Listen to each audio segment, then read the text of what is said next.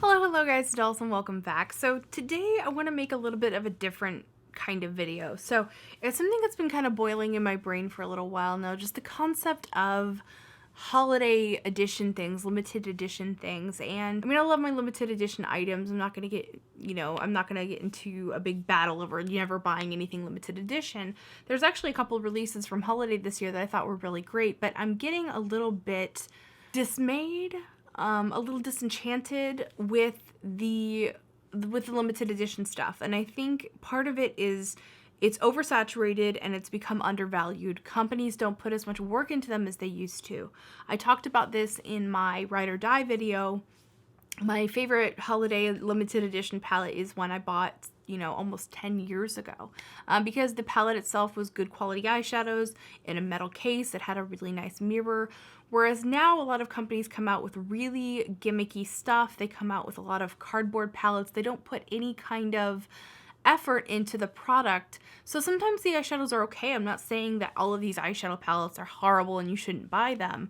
But it's a distraction, in my opinion, from collecting really good makeup. A lot of people will put off buying something like the Urban Decay Ultimate Basics because it is permanent and it will be there for you. It's like a good old friend waiting for you. But they will instead buy something that is all flash. It's all, it's the palette of the week formula. And I mean, I guess I can see some of the merits in it. I definitely do get wrapped into these things myself, and some of them are really cool. The Urban Decay Full Spectrum palette this year I think was really kind of nice. I don't like the packaging on this, I'll tell you guys that. I think that the packaging, they cheaped out. The edges are a little rough and the mirror isn't as nice as it usually is. But I like the concept. I like that they went ahead and did a rainbow palette. I actually really like this, and a lot of people don't like it very much. And I really, really liked this one. And the same is true for the Kat Von D Metal Matte palette, which is a phenomenal palette. This is such a good eyeshadow palette. Like, damn, thank you. But it's already sold out. People already can't get it. Another holiday release that I do like a lot is the Smashbox Blush Palette, because the quality is phenomenal on these blushes. Now, I watched Kimberly Clark's video and she did kind of, lampoon this a little bit. This is pretty inexpensive for a blush palette, and they are really, really good quality blushes. So if you think you'll actually use even like a third or a fourth of the blushes in here, it's a pretty good deal, because most high-end blushes are like $25. I'm not here to sell you these palettes. I'm just telling you guys what I think about them. I want to present you with some alternatives to the holiday hype, to kind of give you some ideas of other things to maybe purchase, things to give as gifts. I know at this point, I'm not going to sway your opinion about whatever new holiday palette you're obsessed with. And if you love it, oh my God, I'm so happy for you. I think that's great. But anytime anyone's interested in makeup and is having fun with it, I think that's wonderful. But if you are like me and you're disenchanted with the offering and you'd like to think of something special you could buy or ask for a holiday gift, or just go get yourself, I'm going to present you with some options. So the first thing, and the main reason why a lot of people like holiday palettes is the fun packaging, right? Like, I mean, that's like that's how they draw you in. It's like, oh my God, it's so cute. I have to. So here is an option for very cute packaging that you can get for $10. These are Anna Sue eyeshadow palettes that you could put Anna Sue eyeshadows in them, but you could also put in other eyeshadow brands. So like here I have 6 MAC eyeshadows in there. I absolutely love these compacts. They are so, so beautiful. This one it looks like a hand-painted floral pattern on it. It looks very like Victorian. Beautiful. Oh my God. You could also put blushes and a couple eyeshadows in there as well for travel. And then this one has like a black relief pattern on it with the gold frame. Love these. They were $10 each. I consider that $20 very well spent. Those are so great for putting in my purse. It's like a travel compact with a couple eyeshadows. Love it. That is that is what I would do if I had to make a brand, really, is have something like that, where you could have the beautiful compact, but you can also have the utilitarian use of palette style eyeshadows. Love it. Next thing that I would pick up would be the Urban Decay Electric palette. This is now on sale for $24. I mean, it doesn't get better than that. This is an excellent eyeshadow palette. The brush that comes in this palette is fabulous. I mean, honestly, the $24 is worth it alone for the brush. The eyeshadows in here are technically pressed pigments, and I think that's to avoid legal issues with the fact that these contain neon pigments.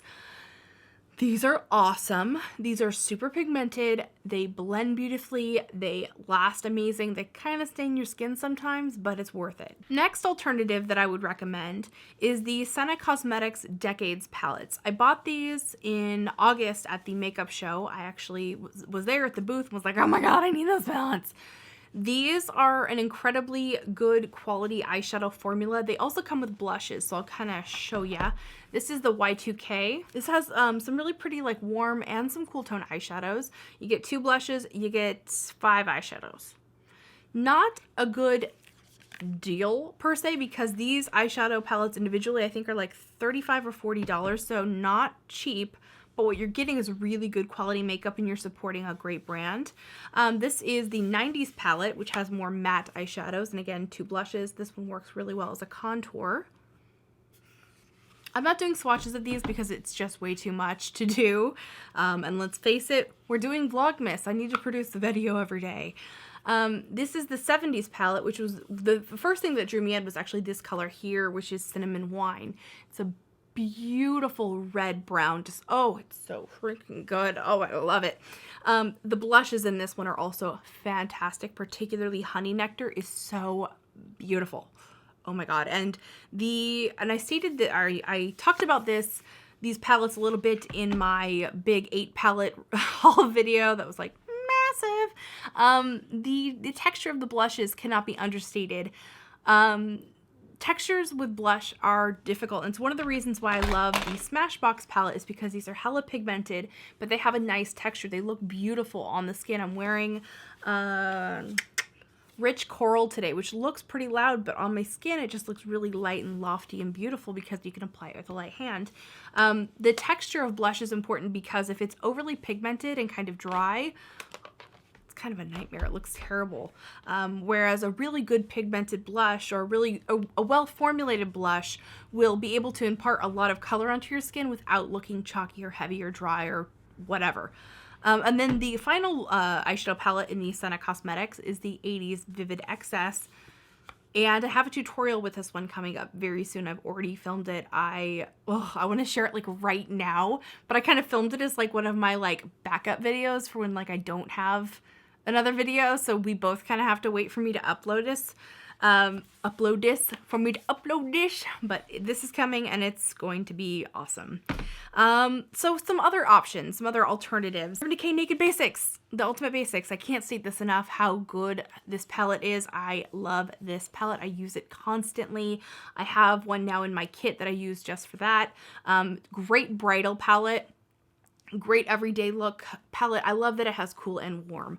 I know a lot of people felt that this had similar colors to other Urban Decay palettes, but I think that this actually has more of the mid-tone colors that the other palettes are lacking, and it has some more extreme colors here that the other palettes just don't quite have those exact shades. I'm very picky about my eyeshadow colors, so I do feel like this has something better to offer. The next one that I would recommend is the Urban Decay Moondust palette. This is another one that I feel like doesn't get enough play. First of all, the packaging on this, if you're a packaging lover, both of these have absolutely beautiful packaging, as well as the electric palette.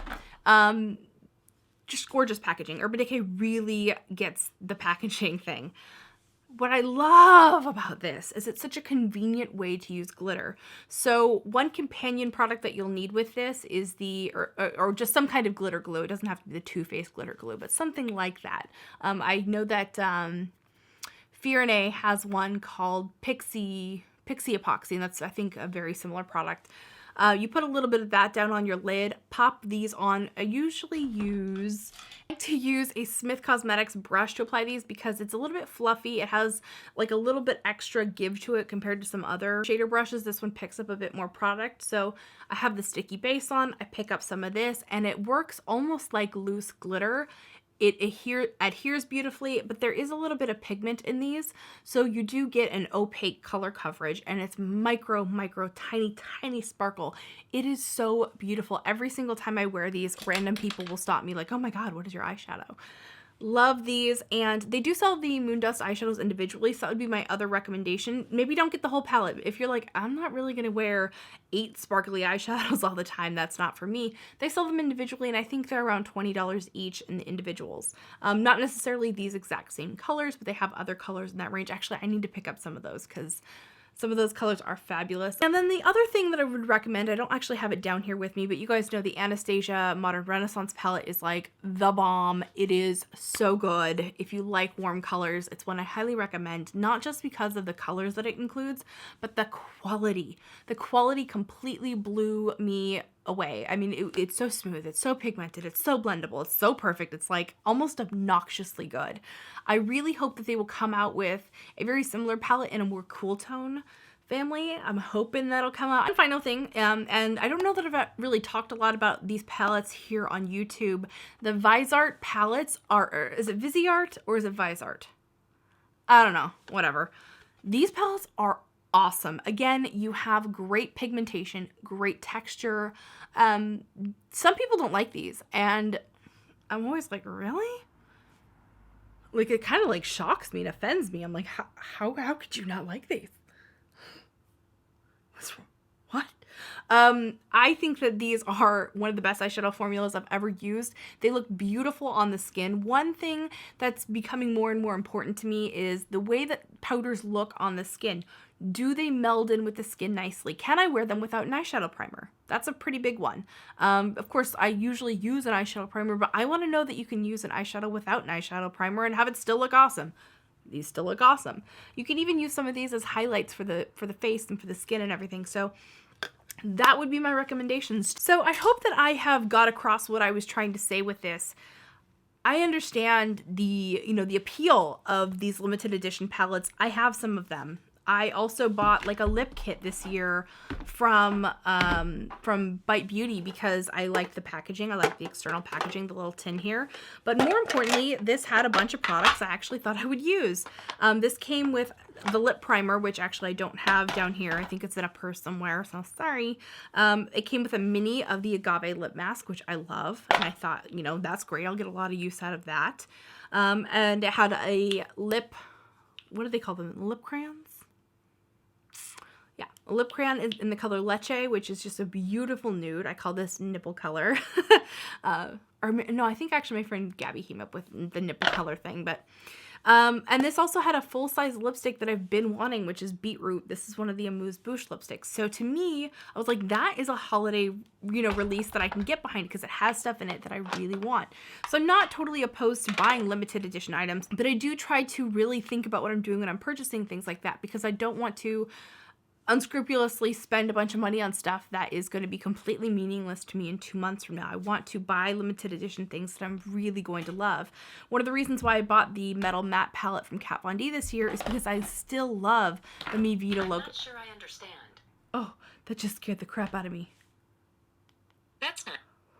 Oh, I don't use Siri very often, and then just oh my god. I don't know if I can be serious after that. Video over. I hope I've been able to properly convey what I'm trying to say. I'm not saying don't buy limited edition. I'm not saying to brands don't make limited edition things. Please make good things that we want to buy. Make quality things. Don't abuse our loyalty to you by coming out with crap. Don't come out with something awesome at first and then downgrade it. Just be as loyal to us as we are to you. Come out with great products that we want to buy, that YouTubers want to promote, that we get excited about. If you were to release something as good as the Metal Matte palette or the Electric palette or, whatever, if you released really good products, we're going to get excited about it and you're going to sell more product. But if you keep abusing your customers, we're going to find products somewhere else. We're going to go somewhere else to shop. And then also that there are alternatives to those things. There's still really fun things that you can buy that are permanent. This one is being discontinued, but you get me. If you're just a huge fan of packaging, there's things like this that you can get where you get the fun packaging and it's super inexpensive, like $10. That's awesome. So that's all I wanted to say with this video. Hope that you guys enjoyed this. Hope you guys are enjoying Vlogmas, and I will see you guys in my next video. Remember to be vintage or tacky. Just be your own kind of beautiful. See you, bye.